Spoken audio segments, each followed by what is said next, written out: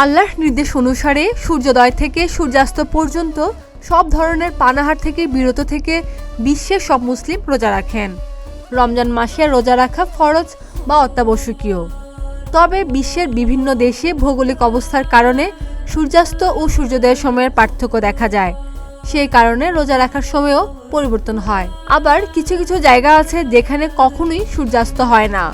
যেসব স্থানে সূর্যাস্ত হয় না সেসব স্থানের মানুষেরা কিভাবে কোন হিসাবে রোজা রাখেন? একজন মুসলিমকে ফজরের নামাজের সময় শুরু হওয়া থেকে মাগরিবের নামাজের সময় শুরুর আগ পর্যন্ত অর্থাৎ সূর্যাস্ত পর্যন্ত দিনব্যাপী রোজা রাখতে হয়।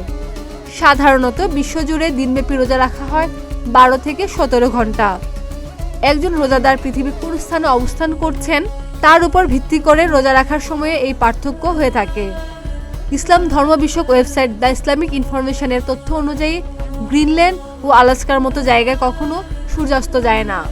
সেখানকার মানুষদের মধ্যপ্রাচ্যের সৌদি আরবের সময় দেখে রোজা রাখার পরামর্শ দিয়ে থাকেন ইসলামিক স্কলাররা। কারণ মক্কা হলো ইসলামের সবচেয়ে পবিত্রতম স্থান এবং সৌদি আরবই শেষ নবী হযরত মুহাম্মদ সাল্লাল্লাহু আলাইহি সাল্লামের উপর নাজিল হয়েছিল পবিত্র কোরআন।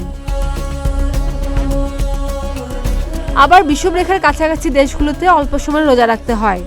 অপরদিকে উত্তর এবং দক্ষিণ অক্ষাংশে ঋতুর উপর নির্ভর করে রমজানের সময় 17 থেকে 20 ঘন্টা পর্যন্ত অতিক্রম করতে পারে।